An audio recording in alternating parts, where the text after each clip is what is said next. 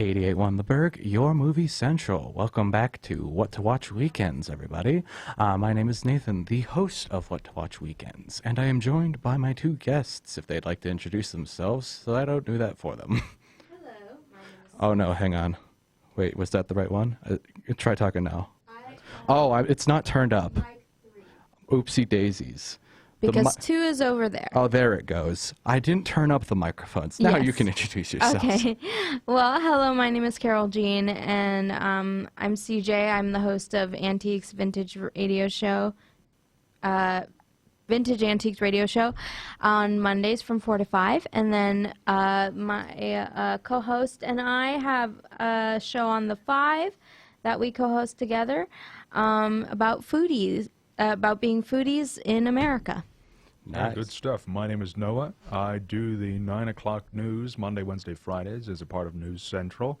Also with CJ on the 5, as well as my own show, Aloha Fridays, on Fridays, 2 to 3 p.m.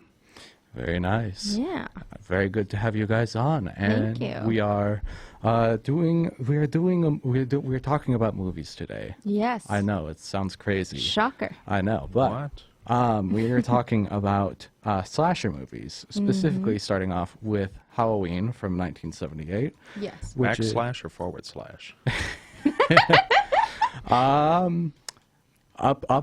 with the vertical one, the horizontal dash, the forward slash, and the backslash. All kinds of slashes. Every Uptown slash. Funk. All up, down, all around. I should mention the original Halloween is available to watch on Crackle or Zumo or all the weird streaming services that are supported by ads like Plex. The non-popular ones. Yes, but Hey, it's Plex is kind of cool, though. I do like Plex, Plex honestly. isn't bad, yeah. It's got like the media server that I want to set up at some you point. can- It was on download- Crackle, though? I thought that was an anime That's service. Crunchyroll. Oh, I'm thinking of Crunchyroll. Yeah, Okay. yeah. So I suppose before we get It's into called Soggy Roll. Crunchyroll, why haven't they made Soggy Roll? For the quality of their... Okay. Different topics. So to get to the basic plot line of the original Halloween, we have the psycho killer by the name of Michael Myers, who escapes while in transit to the mental hospital, and then he goes back to his hometown of Haddonfield, Illinois, on Halloween night.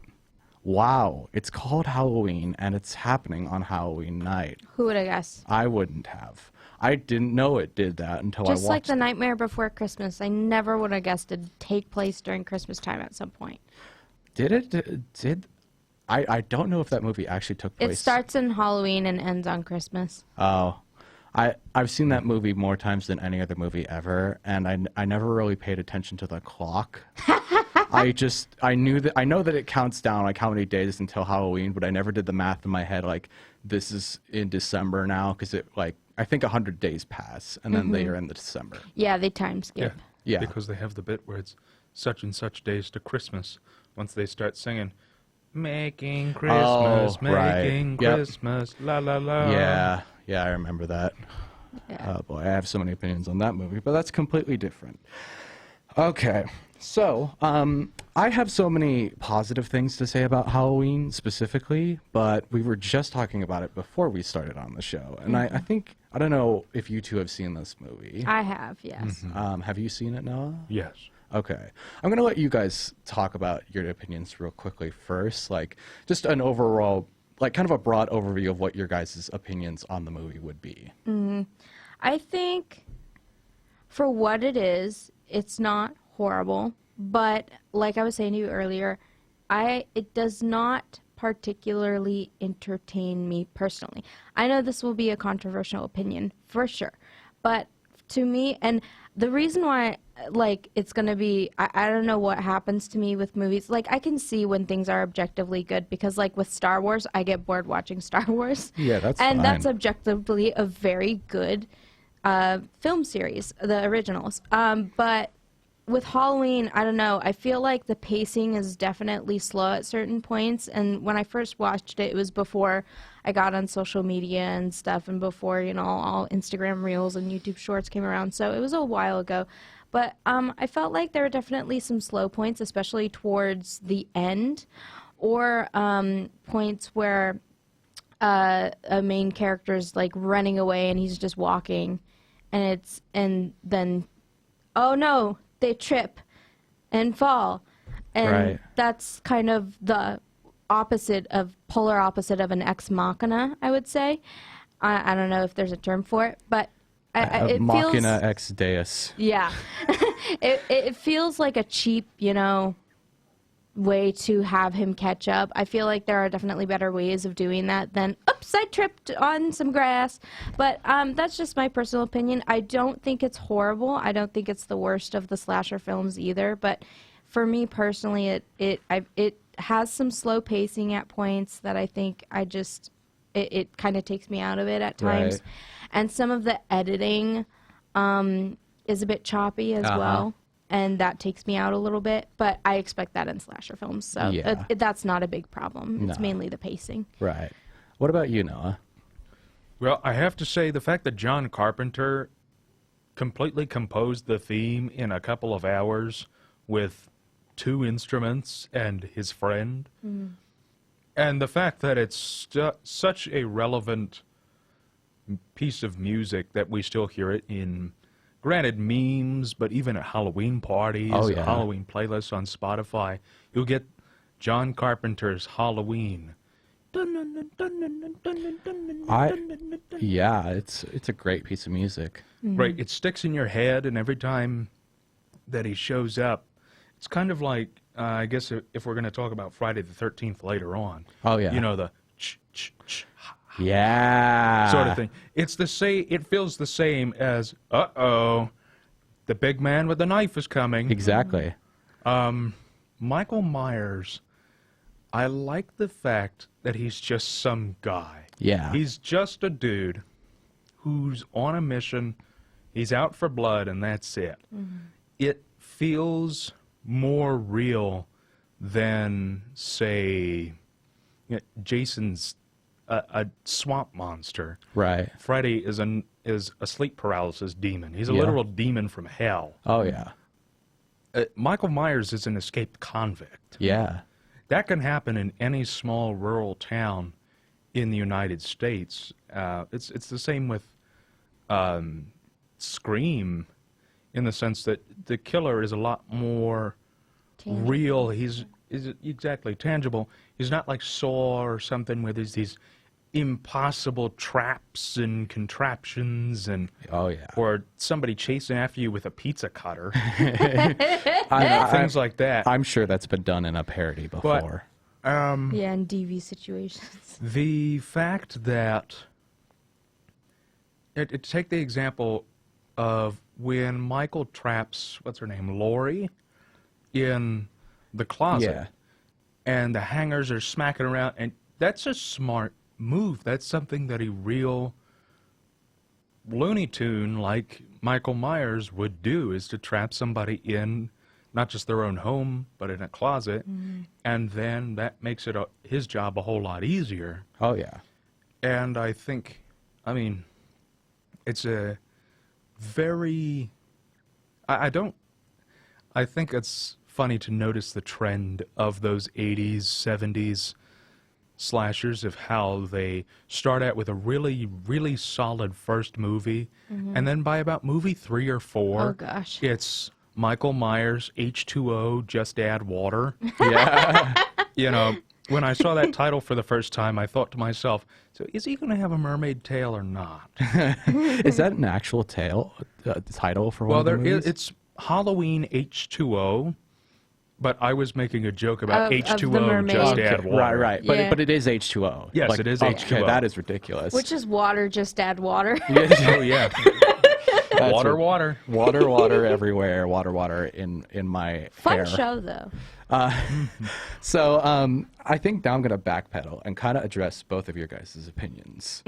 Not to say you're wrong. I'm not going to call you guys out. So to start off with yours, CJ. Yeah.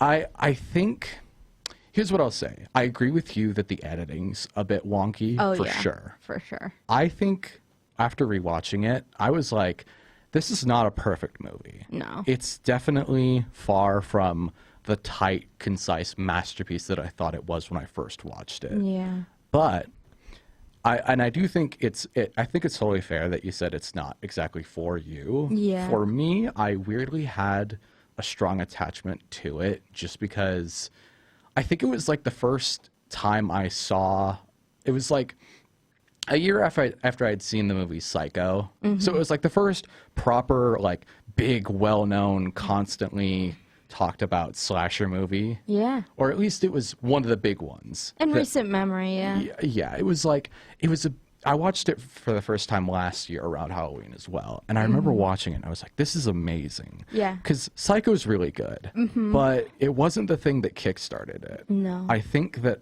Halloween did a lot more to kickstart the general movement later on than Psycho did, because Psycho came out in 1960, and then 18 years later is when Halloween came out. It's very kind of parsed out over time. Yeah. And I think when Halloween came out is when it started to actually pick up and gain more traction in the industry. Yeah. And I also think Psycho also came out at a time where Halloween was sort of a side celebration. Yeah. And less of this, oh my gosh, it's this holiday is practically as big as Christmas at this rate. Yeah. So, yeah. Practically. In terms of festivities. It's basically, it's now gotten the Christmas standpoint because people start looking for Halloween decorations in August. So early, now. yeah. It's ridiculous. But to address Noah's thing, I do agree with you that like Michael Myers being just some guy is his biggest strength. Because I think the opening scene to Halloween, where it's like from the perspective of a small child who just puts on a clown mask and just stabs his sister to death, is one of the most horrifying sequences I've ever seen. Not because it's anything particularly scary or absurd, but because of how like real it all feels, how it could very well happen that just a small disturbed child could kill his older sister, and basically did it in such a natural way. Like he goes upstairs while she's like in the middle of changing, and it first comes off as like, oh, he's just being a young kid being a creep. But then he just like starts stabbing her, and it's like, whoa, slow down. that went from 0 to 100. Real quick. And I think that is the biggest strength of him, is that he's some guy, but when he puts on that mask, he becomes like a soulless some guy. Like, would you agree with me, Noah, that he's he's definitely some guy, but it's not like he has any identity. He doesn't have a personality. He's no longer a human, but he is some random guy. Yeah. Dehumanized Brando. Yeah. I think that's definitely something that is shown in the 2018 reboot of Michael Myers and the Halloween franchise. Right. Reboot, sequel, modernization sort of thing. I think that, personally, I think that 2018 was the best out of Halloween, Halloween Kills, and Halloween Ends. I think it was far and away the best of those three. Right. And I think part of that is because he returns to that sense of, oh, snap. Right. This guy who at that point already has the reputation of he's a crazy killer is now back on the loose. He's back on the hunt. The fact that he's a blank slate in terms of human personality, Yeah. but he has this sort of animalistic, very Edge. yeah. He feels less like a person and more like an entity. He's a force to be Yeah. reckoned with. He has something that he has a mission, and he's going to commit to it no matter what comes in his way. He kind of earns the name of the Shape in that way. Like he's often referred to as just the Shape or the Form. Like he kind of earns that back a little bit. Yeah. Well, yeah, I do appreciate that. This is going great so far. How do I transition to the next point? You want to? Okay, so we've been talking seriously about this. Now Yes. let's get to the goofy thing. Okay. I think I would let Laurie Strode babysit my children if she was real. That's such a weird compliment to give a movie, but think about it. She does not let those children die. Yeah. She's really responsible. She's a trooper. Definitely. I think if there was a crazy person out there, I'd like to have a babysitter who's A, nice to my kid when she's not working on the job, and B, really good at fighting off a psychotic killer. Yeah, I think that's definitely, I feel like there are some characters that can redeem a film, and for people who are like me who aren't the biggest fan of it, I feel like she would be a redeeming character for the film for sure. Definitely. I love Jamie Lee Curtis. Honestly, I love her performance. She's honestly like not all that stupid either. No. Like she has some really smart moments. Like especially what you were saying about the closet thing earlier. It's smart in both ends, because on the one hand you've got Michael Myers basically narrowing it down and narrowing in on her, but you've got her hiding in a closet across from the two kids she's watching over and having them lock the door. She's going to the more exposed place so that if worst comes to worst, and it kind of does, if worst really comes to worst, she can basically yell at them to escape and run out, and there's a higher chance of them surviving. And then she's handling. Yeah, and Yeah. she's worst case scenario dying at the hands of Michael Myers in Yeah. this like enclosed closet. And also, I think the casting of her was also just a brilliant move because she, as an actress, I've seen many films with her in it. She just kills it every time. Oh yeah. And I think that is also a saving grace to the franchise because Yeah. she's not only like killing the role and really selling it, pun not intended, but also Haha, killing it. I feel like in the newer Halloween franchises, which I've only seen really trailers, so I can't give a genuine opinion on it, but it looks like her acting is still on par just throughout the series whenever yeah. she pops up. Yeah, and any blemishes to her performance in the original Halloween is to be expected because it's her first role Yeah. ever, and it's like an independent movie, and I forgive it completely because it's just like, It was before she became big Hollywood. oh yeah, it's before she got all the training or any training at all and managed to like make a name for herself. So it's really good for that reason. Yeah. So we can't spend too much time on this. I want to bring up a point that I realized while watching this for the second time. I think around Tuesday. So at some point during the movie, the kid that Laurie ends up babysitting later in the movie is walking home from school, and Michael Myers pulls up in a car and is kind of driving alongside the road next to the kid. And I didn't remember how that scene played out exactly, but it basically just plays out with Michael Myers then speeding up, because he basically follows the kid for a few steps and then speeds down the road.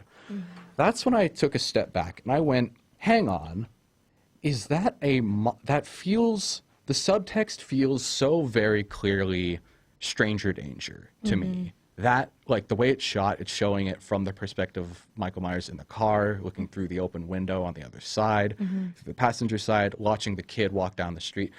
I honestly think with just that small thing, you can kind of point to all moments within the movie where Michael Myers shows up before he starts killing people. And you can point to that and go, this is basically kind of a stranger danger PSA almost. It because I looked at it and the campaign for stranger danger was still kind of it was still going in 1978. Yeah, it was still at its peak. Oh, it wouldn't die down for another ever. Yeah, which is good. It's still going, really. Oh, yeah. It's still bad. It's not as prevalently like mainstream mentioned, but it's still very prominent within the internet sphere. Yeah, so it makes so there's still like there's still the cultural context for that to be in the movie and present. And I think Halloween is Halloween is really good at being a stranger danger PSA, honestly. It's if there's a man standing outside of your school staring at you through the windows, Maybe call 911. be afraid. Be very afraid and call 911. And make sure to do that before the child you are watching over starts yelling about the boogeyman. Yeah. But I mean, do you guys see what like? Can you see how? Can you kind of start to like piece together how that could be brought into existence? Honestly. Well, yeah, I mean, it's similar to, like, not to bring up another holiday movie, but in oh my gosh, why am I blanking out? Christmas film, Home Alone, oh my gosh, brain. But when the Marv and Harry, I mean, obviously they're harmless, but, you know, they're still in a huge van following a kid slowly, and Kevin realizes it and then shoots off, and they're just some weirdos just following a kid in a Right. van. And so he just goes to a church, and they get freaked out because there's a church, and then go off. And I feel like that film definitely does a similar thing, Right. in that moment, in that scene. Yeah. Very, very good's very word. Of, Yes, I know. Very nice. Wordage of verbals. Yeah. How dare. I'm never letting that go. Oh dear. Wonderful. So, do you guys have any final thoughts before I give the final wrap up? Before we go into a quick break? It's what's his name? William Shatner mask inverted, right? Yeah. Yeah. Okay. Always thought that was funny. It is. You think if they flipped if they somehow got the mask off of him and flipped it around, it'd be just a ghostly pale, unsunburnt William Shatner chasing them?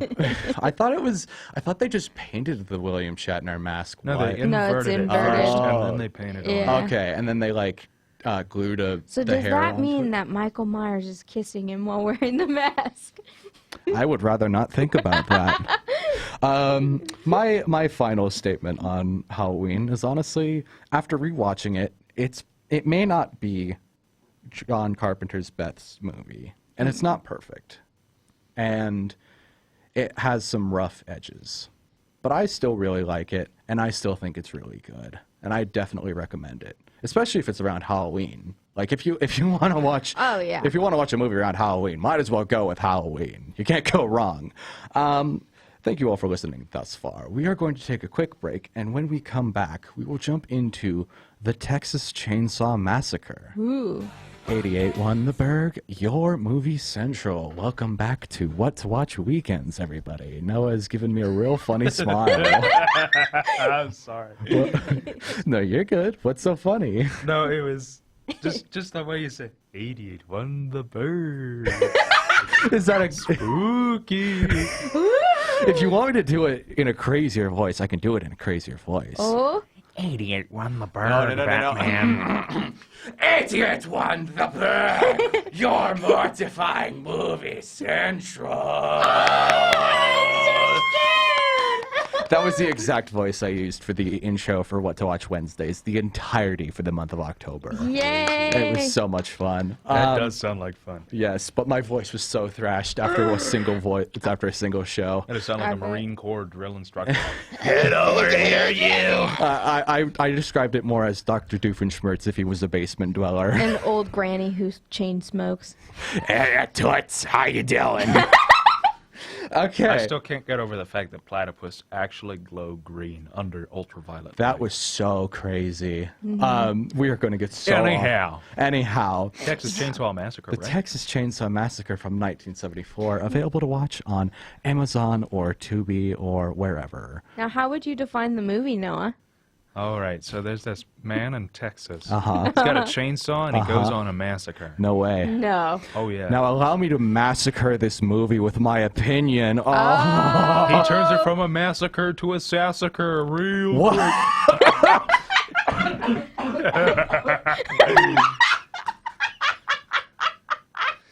Imagine that. Leatherface shows up. No, Oh, no, yeah. you didn't, girlfriend. Talk about really slaying people, huh?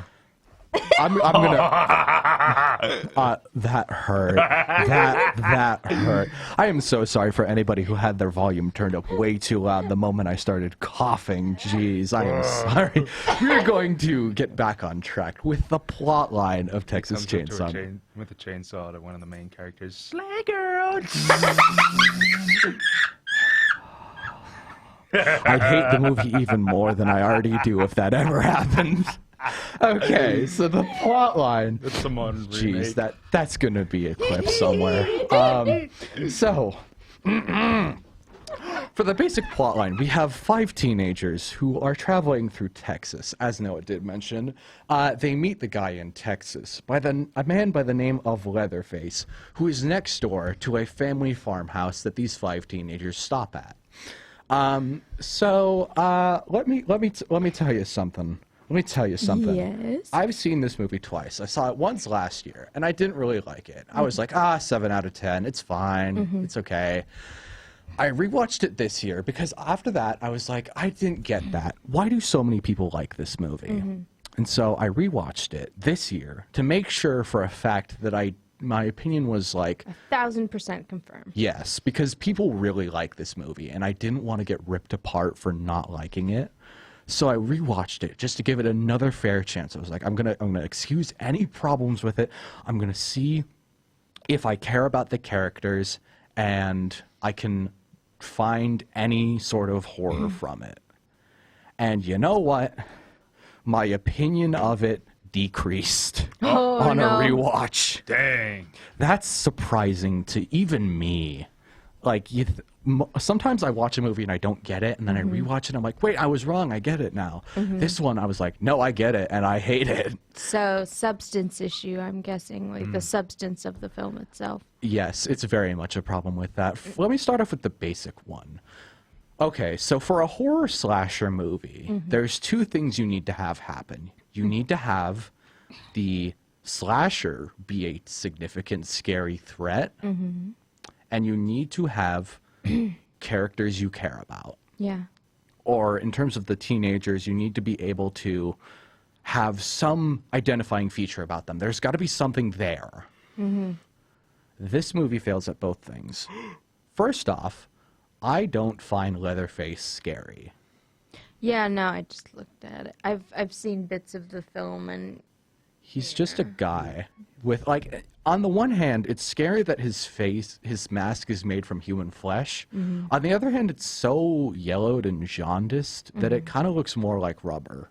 And that's the problem with it. He's also just not a very menacing figure because of the way he moves around, the way he runs, the way he just kind of shows up. Yeah, that's a perfect...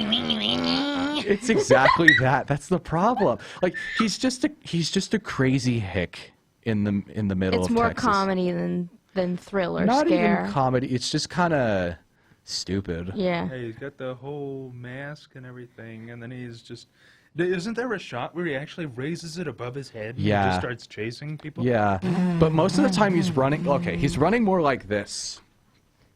It's ridiculous. It's like you can see them over the massive like apron above him. Was that a direction thing or a performance thing? I don't know what it was, but either way, it didn't work. Yeah. And then, so that's the first thing, and they fail at it.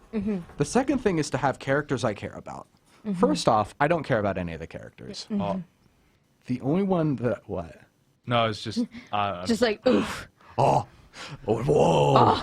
Oh no, he doesn't care about any of the characters. I will say that the only one that I remotely quote unquote care about is the main one who ends up at the end of the movie, like the final girl, you know, in all the slasher movies. Yeah. But I only like feel sympathy for her in the Yeah. last 10 minutes, and that's about it.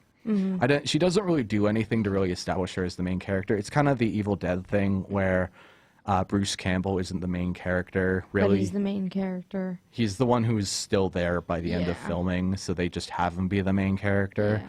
Yeah. But here's my biggest problem. Well, there's so many other problems. Actually, this isn't the biggest one. But the reason I don't care about the characters is because they're all stupid. Because instead of having Leatherface come to them and terrorize them and pick them off one by one, Two of them go over to the house next door that Leatherface is in. One of them gets killed, then the next one gets killed. Then the other person goes over and he gets killed. That's not very scary because they go into the house. They go to a stranger's house. They walk in the front door, get into this very weird, rundown, dilapidated house with skeletons everywhere and a chicken in a bird cage and weird things mounted on the wall and a very rundown building, right?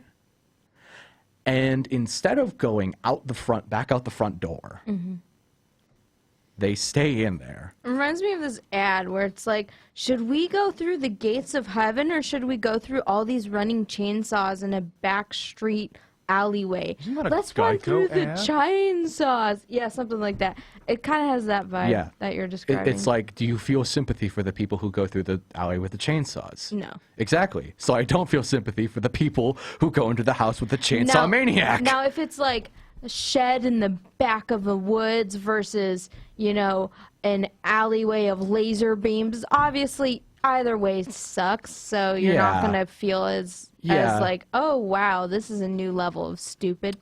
But when you have like the option of just go out the door, you know. Yeah, they just keep going when they shouldn't. And it's kind of like, the first one, it's not that surprising, but it's kind of like, this wouldn't have happened if the first guy just kind of walked back out the front door, because he shouldn't have been there in the first place. It's a stranger's house. Don't ever go into a stranger's house, especially in the far country. And they'd already been kind of scared by some hitchhiker that they picked up earlier who like cut one of them on the hand. And it was like, what's the point of this? This feels like you're not learning anything or taking anything into account. You're just being stupid teenagers. Well, also I feel like most teenagers, regardless of era, wouldn't pick up a hitchhiker. Yeah, you'd think that, but these ones are stupid. Where? Oh, so sad. I think the problem here's one thing that we can kind of talk about with Halloween. You mentioned how Michael Myers is just some guy, but he's a dehumanized guy. Yeah. Leatherface has a mild amount of humanity to him, and it just makes me feel weird sympathy for him, kind of, not really, more so like misunderstood kind of person. Uh-oh, they're pulling a you. A me? No, the TV show, Netflix show You. Oh. Yeah, Kinda. where all the people were simping over Oh my gosh. Joe. It's like that which of the Day of the Dead. Day of the Dead, Yeah. where what's his name? Bingo?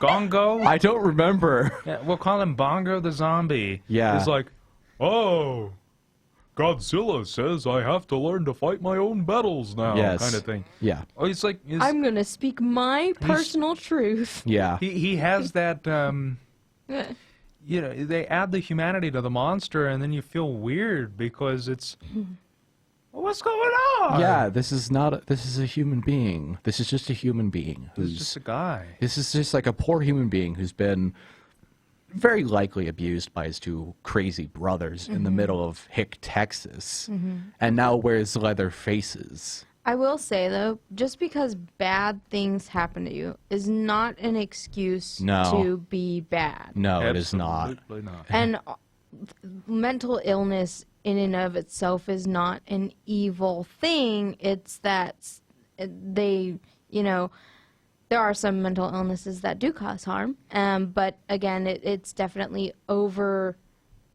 saturated in Right. Hollywood and Yeah, like- satirical and My biggest problem, my thing with it is like he starts sitting down. He hits one of them on the head with like a meat hammer, right? And then he goes sits down and is like having a mental breakdown. And I'm like, this is the third person you've killed in the movie, and you're having an epiphany now. yeah. Yeah. What? That's a bit late. It's way too late. I definitely don't like it when, I mean, I don't like it in a movie, but I especially don't like it in real life when people use their condition as a No, crutch to I excuse hate- their behavior. I hate Yeah, it. no, that's As annoying. something, I think it's interesting. I'm going to bring up another slasher movie.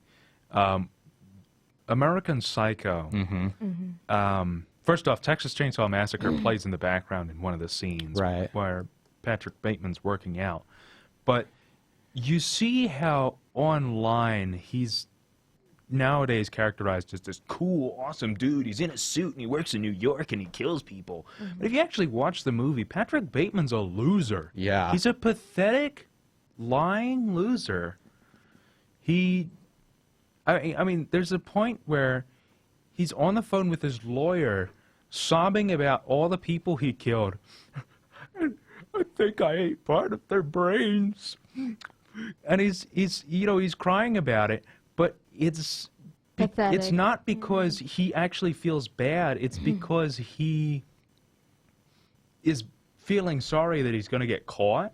Yeah. And that bit in Texas Chainsaw kind of reminds me of it, in the sense that it's, am I supposed to even feel sorry for you? I mean, you're breaking down, sure, which is not a good thing for any person to go through. But at the same time, I just watched you murder people. Yeah. And it's not like oh, I'm an insomniac, I didn't get a lot of sleep, I'm sluggish today type thing. And it's not oh, I'm experiencing PMS, so I'm going to be a little cranky. It's like someone being like, oh, sorry, I killed someone because I'm irritable today. Yeah. It's basically, I mean, on the one hand, you could claim self-defense because it's teenagers walking into your house. On the other hand, you're a crazy person who has leather mask made out of human flesh. Yeah. Like, And- nobody's Well, going to even take then- your side. Even No. then, you can't even really claim self-defense, because aside from trespassing, the teenagers weren't, as far as I Attacking. remember, they didn't actually attack him. No, he just until like beats one of them in the head with a meat Exactly, cleaver. you know, It's that- ridiculous. Then technically, if they hurt him, they could claim self-defense, even though they'd still be in the wrong for trespassing. Yeah, so it's a whole thing. I want to touch on something very briefly with Texas Chainsaw before we go to break. I have so many other, well, I don't have a whole lot of other things to say, but I do have to say this. I kind of along the topic of disability is that one of the characters in this movie is in a wheelchair. I'm not going to complain about him being in a wheelchair. I'm going to complain about the implications of having someone in a wheelchair in a slasher movie specifically. A capable force is fighting against you with a sharp object who can track you down and kill you. Someone who is immobilized in the Texas desert in unpaved or undiscovered areas is a sitting duck. Yeah. Either way, Franklin, the character in the wheelchair, is going to get killed immediately, which he does, or if he's able to beat Leatherface in a fight, that means Leatherface isn't very competent because he's beat by a person in a wheelchair. Yeah. And even then, when he gets killed immediately, it doesn't make Leatherface any scarier because, oh, how surprising, you chainsawed a guy in a wheelchair. So you're telling me he didn't go freewheeling? Now I'm freewheeling. Now, you see my point, though. Yeah. Either way, it didn't work because I was like, oh, wow, congratulations. Congratulations, Leatherface. You killed a guy in a wheelchair. Like, wow, you're a real stand-up guy for that. Yeah. Oh wait, And that wasn't even on purpose? that wasn't intentional. What? No. Oh. Don't worry, he's all right now. Okay, well, that's a perfect way to go into break. Thank you all for listening thus far, ladies and gentlemen. We will be right back after a quick break for some music and the legal plays. Your head's off. Thank you all so much. We will be back soon. 88.1 The Burg, your movie central. Welcome back to What to Watch Weekends, everybody. You look like you're dancing over there. No. My name is Nathan, the host of What to Watch Weekends, and I just coughed really badly. While I continue to cough in the background here, I'm going to have my co-hosts introduce themselves a second time, since we're on to our second hour of What to Watch Weekends. So take it away. I am CJ. I am the host of Vintage Antiques Radio, and I am on, excuse me, on Mondays from 4 to 5. And while Noah dies, he is also my co-host on the 5, and we are foodies who talk about food from all over the United States. And the 5 is at 5 on Mondays. Yes. Oh, yeah. So you get to hear me for 2 hours. And then, well, my name is Noah. I'm also the co-host of the 5 on Mondays from 5 to 6 p.m. I do the news at News Central, 9 to 10 a.m., Monday, Wednesdays, Fridays. And on Fridays, I also do my show Aloha Fridays from 2 to 3 p.m. It's fine. I can't count either. I'm Valve. 1, 2... 4. 10. VR. Alex. VR. Half-Life 1, Half-Life 2, Half-Life Alex. There is no Half-Life 3. We've been lied to. They even made... This is ridiculous. Anyways, so, but you know one thing that's had more than 3 sequels? Yes. A Nightmare on Elm Street. And that's the I've next seen one. all of them. Really? Ooh. I've seen every Nightmare on Elm Street movie. Oh, boy. Oh, yeah. Well, let's start with the first one before we jump into the other ones. The original, A Nightmare on Elm Street from 1984, available to watch on Pluto TV or to rent if you don't want to use Pluto, which you probably don't want to use Pluto. Oh, No. Mickey Mouse will get really angry if you say that. I don't care. He's got 3 streaming services. He's fine. Oh, no, I was saying because Pluto's his dog. No, I get it. I get it. I know exactly what you're doing. Is Goofy a dog? Well, we're not asking that Yes. question. We're not asking that question. So the question we should be asking: what is the basic plot line of A Nightmare on Elm Street? The basic plot line for people who haven't heard of this, somehow, a group of teenagers are menaced by a lazy. I almost said a lazy lunatic. I got crazy lunatic mixed up with. I almost was about to say lazy lunatic. That's ridiculous. Okay. A lazy crooner. What is that? What is that? What does that mean? I think that's just like a bum. Hold Oh, on. okay. Let me see. Because if it's something bad, you know we can't say that. No, it's not that. Oh, okay. A singer who performs with a smooth, intimate style, typically of sentimental jazz standards. Are you so serious? lazy Frank Freddie Sinatra. Krueger is a jazz singer. That's I mean, he's got the hat, but That's ridiculous. That's about it. He's a doesn't he? Isn't the opening I've scene heard of someone the be first, like, "Oh, they're such a crooner," so I never thought to look it up. well, actually, the people he was getting smooth with, that's a little Big no-no. No. Yeah, Freddie's he's just a child murderer. yeah, he's just the very- first scene in the movie isn't him being burned by the rest of the town for his crimes. Nah, yes. He's not a demon from hell. Yes. No. As we move on, this demon from hell, Freddy Krueger, starts haunting teenagers' dreams. And I think this is going to haunt my dreams, whatever you said to him. No, his dreams will be haunted by Freddy Krueger after whatever you said to him, I see that CJ. man's face on Freddy Krueger the next time I watch that movie. What? This is ridiculous. Tell you to break. I tell you, it'd break. Not to break. Okay. Well, are we able to I guess it'll focus- be a 2-man show for now. You're dying over here. Anyways, Okay. Nightmare on Elm Street. Nightmare on Elm Street. So, the big cliche of this movie is that when Freddy Krueger kills somebody in their dream, he kills them in real life. Whoa! Whoa. Whoa! It's actually pretty good for that being a overused trope at this point. It was the 80s. That wasn't a overused It wasn't thing. big yet, yeah.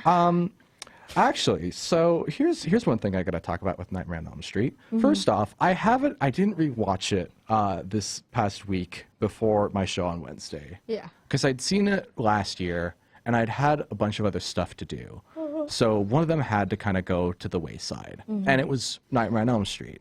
But thankfully, I have free content to talk about with Nightmare on Elm Street. Oh. Because I ran a poll on Instagram. That this is not a shameless plug. Please follow What to Watch Wednesdays at What to Watch Wednesdays, all one word, no caps, no spaces on Instagram. This is a shameless plug, but I also promoted it on my main story as well. So we have 2 poll results, and I posted an image that was a collage of the 4 biggest slasher villains. We have Michael Myers, Freddy Krueger, Jason Voorhees, and Ghostface. and I asked, who are you most afraid of? Who are you not winning against specifically? And on the What to Watch Wednesdays Instagram account, we got 1 vote for Michael Myers and 1 vote for Freddy Krueger. So it was 50-50. On the main account, however, I got a whopping 10 votes for Freddy Krueger. Michael Myers 1 vote and Jason Voorhees 2. Meaning that conclusively speaking, taking both totals, most of the people that I'm kind of associated with through the social media all think, or at least a few of them, are very conclusively like, if I fought Freddy Krueger, I would lose. And I was like, good choice. That's also my pick. Because let me tell you, if I fought Freddy Krueger with the craziness of my dreams, I'd be dead. I'd be so dead. I would not last an hour. Bro would probably make everything fold in on itself in about 5 seconds, and I would just be like, I can't handle this. All you gotta do is just tell him, I'm not afraid of you anymore. Disintegration. Then he goes away. Yeah, except it doesn't work. By the power of Christ, I compel you. That's the And extra- that's about it. That's how they get him in the land. That's how Johnny Depp. Well, actually, no. No, Johnny Depp. no. That's Johnny, right. Johnny Depp gets smoked. Yeah. And even then, at the end of the first movie, like, she tries to fight him off, and she still ends up being kidnapped by him in her dream, remember? Yeah, that's right. She doesn't win anyways. Isn't Nightmare on Elm Street one of Depp's first movies? Yes. Yeah. Yeah, it is. He was Baby young. He was Depp. like Yes. 19 or something. Little baby. Yes, very baby Depp. It's so weird. It's so very weird. But do you guys agree He with was that? not a pirate yet. Yeah. No. Do you guys agree with the results of that poll? Like, if you had to fight any of those 4, who would you pick? And you can't say Leatherface because he's like, would you? You guys could beat Well, Leatherface. you beat Leatherface by not living in rural Texas. Yeah. Scream. I mean, they had that new one with Jenna Ortega. They like, so don't own a telephone. You Yeah. know? Yeah. I mean, just get a good home security system and maybe a dog, Yeah. and you'd beat Scream. Michael Myers is where it starts to get supernatural, Yeah. because even though he's a man, you know, he's a big guy. I mean, I think the actor was the original actor was 5'11", I think. Oh, that's not that tall. Yeah, so he's a regular sized dude, but he survives a house fire, being shot, being run over, being poisoned. And falling off a 2nd-story window balcony. I Gotta mean, shoot bro out into space. I think no, that's Jason. Yeah. Jason goes to space. He does. And he also goes to hell to fight Freddy. Yeah. Yeah. Jason, I mean, you just don't go to summer camp. I never went to summer camp, so I beat Jason real easy. Freddy, I mean, I guess as long as you don't live on Elm Street. True, but Never dream. I mean, we're in Ellensburg. There probably is an Elm Street. In fact, I think there is an Elm Street in Ellensburg yeah. somewhere. Probably. So, That would Is check it- out. yeah, I kind of imagine Freddy would be very parasitic and spread out to other streets as well to create Nightmare on Alder Street, Nightmare on East University Street. Nightmare on University Way. Street. Walk sign is on the cross. University. Oh, University way. yes, indeed. For me personally, I don't know what I would choose because, again, I'm not as familiar with all of them. Because, again, I watched these long time ago, and I watched trailers, and I recognized some of it. But what I don't know. I think I agree with Noah on everything he's been saying. I'm not particularly intimidated, and I feel like, as someone who has done so much research in criminology, I'm like, there's so much more terrifying things that can happen. Right. I'm just like, In regards to which one? and particularly, not Freddy, Michael Myers, Yeah. especially. I'm just like, oh, I could beat that guy up. Yeah. Like it would be a cakewalk for me. Yeah, but could you beat Freddy? I mean, again, I don't know as much about that Nightmare on Elm Street franchise, but I mean, He Just He- don't he live on is Elm Street. true, but let me ask you this: if it wasn't related to Elm Street Mm-hmm. specifically, and he was just haunting people's dreams everywhere, That would suck. Although I'm an insomniac, so I, oh, wait, actually, so you might actually be pretty covered. yeah. That's the thing, is that for me personally, I found him really scary because I have such deep and strange, like, I don't lucid dream, but I have very vivid dreams. I lucid dream. It's crazy. Whenever I dream, it's a lucid dream. That's crazy. Like that's the thing. If you lucid dream, you'd actually be fine. Insomniac, lucid dream, you're fine. Vivid dreamers who cannot lucid dream at all, I'd be so dead. Oh, I'd die yeah. so fast, and it'd be ridiculous. Okay, so I'd be fine, I guess. I guess. I mean, it depend on how Yeah. powerful you'd be. Oh as, Because Gosh. every time I've ever dreamt, I've had control of the dream, which is weird to me. yeah, Freddy would not stand a chance. Yeah, again, all you'd have to do. I mean, granted, Freddy can manipulate your dreams. He can also manipulate himself. There's one shot I remember. I can't remember which movie it was because I watched all of them in succession to each other. Oh, no. It was a Oh. big Freddy-thon. There's a scene where his Three arms Nights at start Freddy's. stretching out. That's the first movie. I Yeah. love that shot. where he's walking down the alleyway and his Yeah. arms stretch out like 3 times their length. It's And awesome. doesn't he just... Yes. It's also the bit in the bathtub. Isn't that in real life? Or no, it's she falls asleep in the tub. Yeah. And his hand That's comes also in the up first movie. and yanks her right down the Yep. water. Yep, that's still in the first movie. Drowns her in the tub. You've just basically remembered the good parts from the first movie. Oh yeah, that's crazy. It is. Both of those shots are like iconic, and Oh, yeah. I love the arms one the most. That one's my favorite because I didn't really like seeing a teenager in the bath. I'm gonna be honest with you. Yeah, no. Yeah, that's a bit creepy. But- There's an Alfred Hitchcock movie I'm thinking of where it's just the shower. She's in the shower. Psycho. That's Yeah. Psycho. I think that's particularly scary, just the ambiguity to that and how very real that is, because that happens in homes all over the world. Right. Spades. Yeah. Turns around. Have you ever seen Alfred Hitchcock's The Birds? I have. And Yes. then, what's it? Birdemic? No. No. Shock and terror. No. No. No. Oh, yeah. Anyhow, we're talking about Nightmare on Elm Street. Now, that movie is a nightmare. Yes, it is. It's quite the Did you know nightmare. it got a sequel recently? What? Wasn't that Wes Craven's like original Nightmare? Isn't that what that was called? Oh, no, I was talking about Birdemic. Oh, but, never mind. yeah. Wes so- Craven. Actually, I think we should back up and talk about something that you've mentioned really briefly before we go to break, because we have a couple other movies to talk about. So you mentioned that you've seen every single Nightmare on Elm Street movie. I could Yes. have brought this up when we talk about Friday the 13th, but I think it's better to bring it up now. Why do studios feel the need to make so many sequels to popular horror movies? I get that it's for the money. I get they make money off of them. I get that they milk the franchise until it can breathe no more. Even But- beyond that. even beyond that. But here's my real question. To dig deep, in order to make more than 4 sequels to something like A Nightmare on Elm Street, where we've got him basically fighting Jason Voorhees, where they fight each other and go to literal hell, at what point is enough enough? And I know that all of it's for the money, but when you use that excuse for every single soulless sequel, it stops being a good excuse in my book. And I think I realized it because I haven't seen any of the sequels to any of the movies that we're talking about tonight.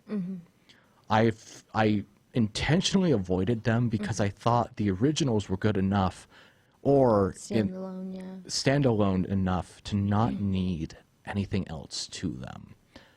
Or that were my favorite and I didn't want to see more of it if the first one wasn't good. Texas Chainsaw Massacre and Friday the 13th. Well, I mean, I feel like they're just trying to pull a Disney. They're just trying to make another classic by using a classic, but that's not classic because you're just basing it off of the thing. you're not creating something new and inventive or something avant-garde. You're not creating something fresh to talk Yeah. about. You're just trying to relive the glory days, and I feel like with a lot of stuff like that, you just got to move on. Yeah, that is a good point, because it's like, on the one hand, I was originally thinking that it was kind of the implication that they could do better. Maybe, but I've very rarely seen remakes that are better than the originals. Yeah, no, I think, I think it's kind of the same feeling as with the Fast and Furious. Like, there's F9, and I'm like, oh gosh, here we go again. But with James Bond movies, you have different actors that rotate through, and I don't think there's more than 7 films per actor. I could be wrong. But you have different actors portraying James Bond. You have different ways that you're doing it and different angles that you're shooting it. You have different directors, different writers, different everything. Right. So it's the same thing, but it's a new iteration. Same thing with Poirot. There are new Poirot movies, and they have a completely different film Right. or feel than the original television series that I adore. But I like them both equally, pretty much in their own right. And I think that's the key to adding on to a series and reviving it. Is it's got to be fresh, it's got to be new, and it's got to tell something that is relevant to the times. Right. And there are definitely stories that are timeless. There are definitely messages that are timeless, but there's still new nuances that you can add on to current day, even when the film itself is set in a different era. Yeah, I think what you're saying, I'm going to narrow it down real quick. I think what you've said, the way I'm going to boil it down is, it depends on what you're reinventing. Yeah. It really depends on the thing it is, because detective movies and spy movies, and even like monster movies with Godzilla, it's easy to reinvent those things because they have something to them. A slasher movie is probably one of the most difficult things to fully reinvent because there's no mystery. You know who the killer is. And the kind of adrenaline rush you get from watching a slasher kill a bunch of teenagers is kind of a one-time thing for each one specifically. I feel like the only way you could really reinvent it is gender flip, but I feel like the way you do that can't just be willy-nilly and can't just be a gender swap, like just a female version of Michael Myers. You gotta like have a new franchise and a new face, a new storyline, a new plot if you're gonna do something like that. Yeah. To turn it on its head, it can't be an old franchise that you're pulling from the vault. No. If you're doing something like that. Yeah. But I think you're very right that with slasher films, it's a lot harder to reinvent it. I think maybe another way you could reinvent it is have the survivors all be competent and somehow a lot of them die from the killer being creative and also equally as competent in just a game of puzzles and back and forth and cat and mouse. Right. I don't mean to cut off any thoughts you might have on this, Noah, but we do have to go to break real quick. Do you have anything quick you could say about that? Well, I was going to say, with the Nightmare on Elm Street sequels, they do continue the story of the first. Right. It isn't just a cut-off each time.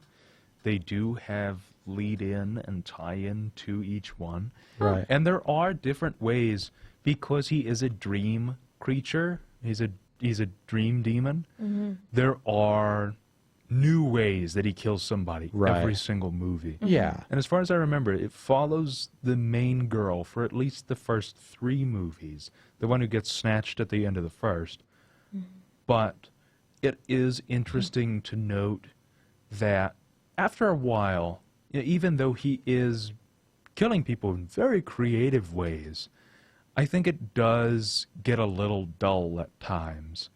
Once you get to 4, 5, 6, I mean, again, I think the theme song is genius. The 1, 2, Freddy's coming for you. Yeah. Really smart to use that sort of nursery rhyme, comforting type of music as an inverse, flip it on its head, because going to sleep is supposed to be safe, and he's obviously making it not so safe. It's a a little more dangerous when Freddy Krueger's out. But I think watching them all in succession, they do sort of blend together as a larger movie. But at the same time, there is a point where it's, okay, can we take a break? Yeah. I've had enough.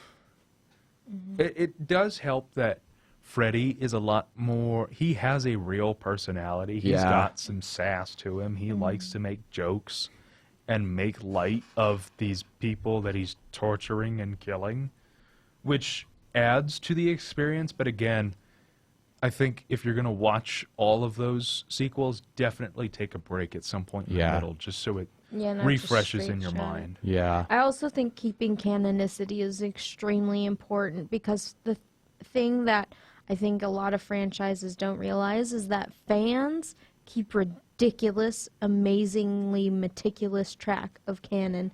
And if you do not keep track of your own lore, it really hurts the film, and it tells the audience you do not have as much passion, or you don't care as much as your fans do about the franchise, which ends up hurting the franchise itself. Right.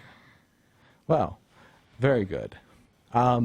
I can't add on anything more onto this because we do have to take a quick Yeah, no break. worries. But when we come back, we will talk about another movie that definitely got a bunch more sequels to it and is kind of related to Nightmare on Elm Street, which will be Friday the 13th. So stick around for that. 88.1 The Burg, your movie central. Welcome back to What to Watch Weekends, everybody. That's not going to work on me, CJ. No. You acting goofy is totally not going to work. My name is Nathan, the host of What to Watch Weekends, and we are moving on to the fourth movie of the night tonight, that being Friday the 13th from 1980, available to watch now on Paramount Plus.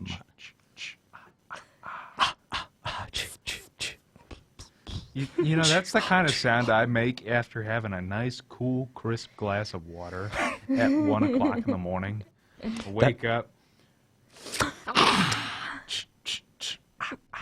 That is one of the most specific call-outs to making a noise I've ever heard. Bravo. Magnifique. Magnifico. Magneto. Magnifico. Magnet. Anyways. Magnifico. Disney's Asmodeus. Wish. Now on. No. So, for the plot line of Friday the 13th. Elmer Fudd is hosting Oh this no! show now. Whoa, whack it. At the rural Camp Crystal Lake. The Whoa Crab Crystal Lake. Yes. I don't wake it. At the rural Camp Crystal Lake, nearly all the camp counselors are killed by an unseen force in Friday the 13th. So, for context, I watched this movie for the first time today. Earlier today. What do you think? It was the only time I will watch it. It'll probably be the last time I'll watch it. Just remind myself. What? Never Oh, to... Mr. Voorhees, No, I've please heard of don't it and I've kill seen me. bits of it, but I gotta remind myself I've seen. Oh, too many more. it's so you know who Jason Voorhees is, right? Oh yeah. He's not in the movie. Oh. You know the guy with the hockey mask Yeah. and the Oh machete? yeah, I've seen it. Yeah. Yeah. He's not in it. Yeah. In the first movie, it's Jason's mother, Linda Voorhees, I think, or Pamela Voorhees, who basically is haunted by the memory of her son, Jason, drowning in the water Yeah. at Camp Crystal Lake when he Yeah. was a boy. And so she comes back and introduces herself, and then she's revealed to be the one killing all the counselors. Oh. See, here's the problem with that. She's introduced in the last 30 minutes of the movie, That's not good. in an hour and a 30-minute movie. So, here's my problem with the Friday the 13th. Yeah. She should have been introduced a lot earlier if that was going to be the reveal. She shows up and introduces herself as, "Oh, I'm a friend of the owner of the camp." And then, like, less than 5 minutes later, she's like, "My son drowned. Oh, here's like a full tip-off that I'm killing all the counselors. His name was Jason, by the way." That's the literal like exchange that happens with her and the final lady. And it's like, what are you doing? This is ridiculous. I honestly, there are some good things with Friday the 13th. First off, the noise for representing the evil, which is what Noah was doing. Yeah. Honestly, did a bit better than me, but I think that's the biggest, one of the coolest parts of it. I also will say there's kind of an efficiency to it because one of the counselors gets killed before she even shows up at the camp, which is either them being very impatient or trying to be efficient. I haven't decided quite yet. But, and then there's the cinematography, which is fine. It's not as good as Texas Chainsaw, I will say. Texas Chainsaw, it's not my favorite movie, and I really don't like it, but the cinematography is really good. The Friday the 13th, I think they did a good enough job with the cinematography, but the lighting was a lot better because it's the lack of lighting that was standing out in that movie, where there's like just the lights from the windows inside the cabins, and then when it all goes out, you just have the moon there. I feel like there are a fair amount of video games that also suffer from that too, because it's really hard to play a game and understand the mechanics when it's super dark, especially when you're learning about the environment. I feel like you get a similar thing with movies because you're still while it's not as interactive, you're still getting a feel for the environment. Right. And when you can't see your environment, like how are you going to get submerged and immersed into it? It depends. I think for a movie like this that's set specifically in a cabin in the woods, Makes more sense. it's easier to do it that way. Yeah. But I can see what you're saying. It does get a bit disorienting, and it's kind of like there's only one speck of light in this entire shot that I can look at. It might be because I'm watching it on DVD, but at the same time, I don't think it's like supposed to look that dark. It's just kind of a crazy thing. I will say, I don't want to watch any of the Friday the 13th movies. I saw the first one, and the big reveal was that his mother was the killer. I think they intended for that. They never intended for Jason to still be alive and put on the mask and all that stuff. So, again, we get back to the complaint about there being too many sequels to a crazy slasher movie, because the mystery was already revealed. What's the point? But you're telling me I got to sit through 2 more movies where I didn't care about the characters in the first movie at all, and it was just a bunch of teenagers having a bunch of fun, quote unquote. You're telling me I'm supposed to care? No, I'm not watching the rest of them just to see Jason with the hockey mask on. No, thank you. No, thank you. No, thanks. No, nein danke. Nathan. You were the secret killer all along. Oh! No way. Oh, yeah. I got it all figured out. But that's just a theory. A film theory. Whoa. Thanks for watching. My last note about Friday the 13th is the funniest one. It just says, I can't be bothered remembering any of these characters. Ouch. Yeah. I wouldn't recommend Friday the 13th. It's not horrible, but it's, if you're going to watch a slasher movie. I mean, if that's your last comment about a film, it's kind of like if that's your last comment about an ex, then it's probably not worth it. Nah, I think the cool part is that they don't show you the killer throughout the entire movie until the very end. But again, it's kind of negated by the fact that they should have had Pamela Voorhees be there from the very beginning and have it be kind of more of a mystery rather than she shows up in the last 30 minutes and it's like, I'm this person. I feel like you can introduce a significant character towards the end, but it has to be done well. And it has to be not cringy. It's so difficult to do that, though. Yeah. It's so much easier and more convenient for the audience to care if you... I mean, when you introduce them, you gotta hype them up more so throughout the movie. Yeah. You can't just have them never be mentioned and then have them show up. Yeah. If you have them show up in the last act, they have to be kind of hinted at. Well, that's the key to the recipe, honestly, is just hyping up this character that's going to pop up. Right. In Friday the 13th, they fail that basic thing Yeah. so blatantly. And it's not hard. It's not a hard fix either. No. But, it happened, and a lot more happened. So, rather than getting really sad about Friday the 13th, when we come back from the break, ladies and gentlemen, we will jump into the last movie of the night, that being Scream. So, stick around for that. 88.1 The Burg, your movie central. Welcome back to What to Watch Weekends, everybody. My name is Nathan, the host of What to Watch Weekends. And for our last movie of the night, we are going to be talking about Scream from 1996, available to watch now on Max. I've been informed by my guest tonight that he had a way to introduce Scream. Noah, go for it. What's up? Oh, you guys ever watch Scary Movie? No, I know the reference, though. I knew the reference immediately. I find CJ's reaction to that a lot funnier than your little recreation there, honestly. She looks so very done. I'm so enthralled and ecstatic at this human before me. Very nice. Very nice. Just the singular tear rolling down. Well, while you're moping there, Noah, let's talk about the basic plotline of Scream. Nope. This basic plotline of Scream is in a California town, a small California town. This girl and her boyfriend are murdered one night. Whoa, I know. We're Holy talking about. shnikes. Yeah, we're talking Did about. they scream? Yes.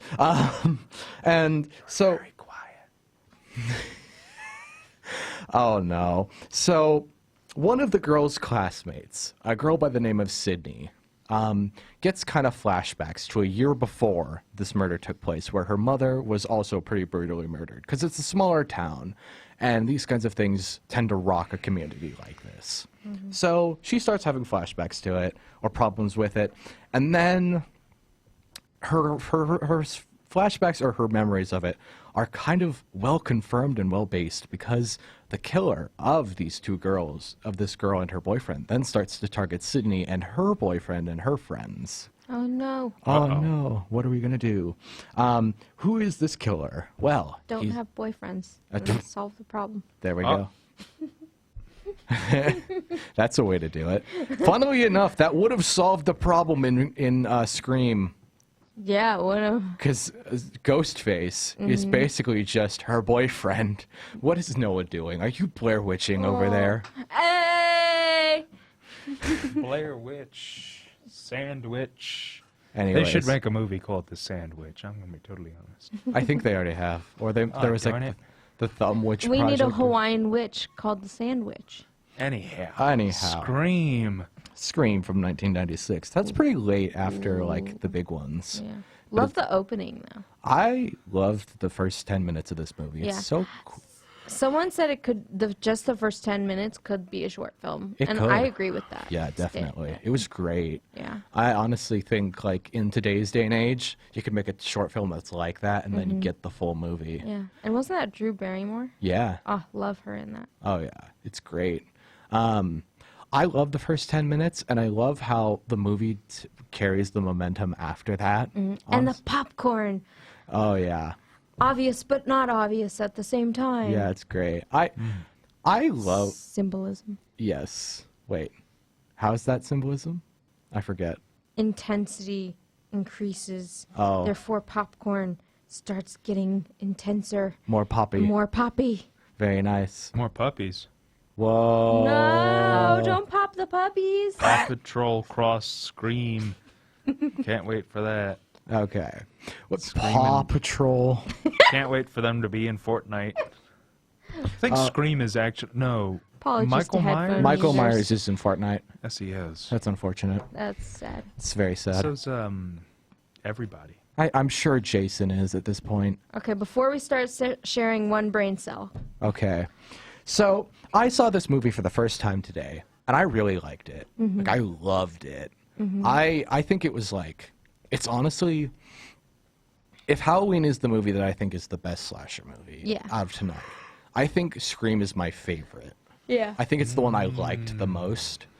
Because, for one thing, it's an objective parody and a reference to older slasher movies. Yeah. And after watching all 4 of the other slasher movies beforehand, it was so cool to see most of them referenced.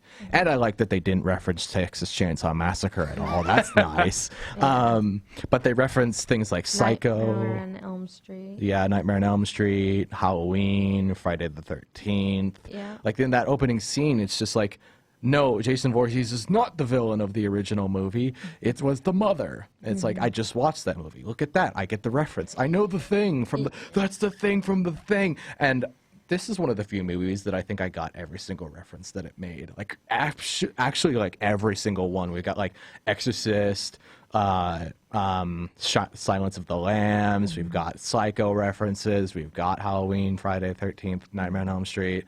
Like, there's even one where it's like that whole Wes Cronin, not Cronenberg. No, what was it? So the guy who directed this movie was the same guy who directed A Nightmare on Elm Street, which was Wes Craven. Wes Craven. Oh, dang. Okay, they said, "Oh, this is like a Wes Carpenter movie, John Carpenter, Wes Craven combination." That was funny. I was like, "That's funny. I like that. I really like that." That's clever. But with all those references, you'd think the movie wouldn't be that good. If you removed all the references, the movie would be a great slasher. With the references, it's still a great slasher. It's still an awesome slasher. I think it's great because it stands on its own without being caught up in the parody, which is why I haven't watched the Scary Movie movies, because I hear that they kind of get caught up in the parody and the spoof references rather than telling its own thing. Yeah. Which is like in contrast to Airplane with an exclamation mark, that one felt like it was its own thing while parodying other stuff, whereas I hear Scary Movie is more focused on the parody rather than being its own thing. Well, also the thing about the first Scream film, is that when it's making all these references, it flows into the conversation and works. Yeah. In terms of dialogue, and it flows and it makes sense. It's not just a wink, wink, nudge, nudge moment like what Disney did for their 100th anniversary Wish. But anyways. Yeah, no.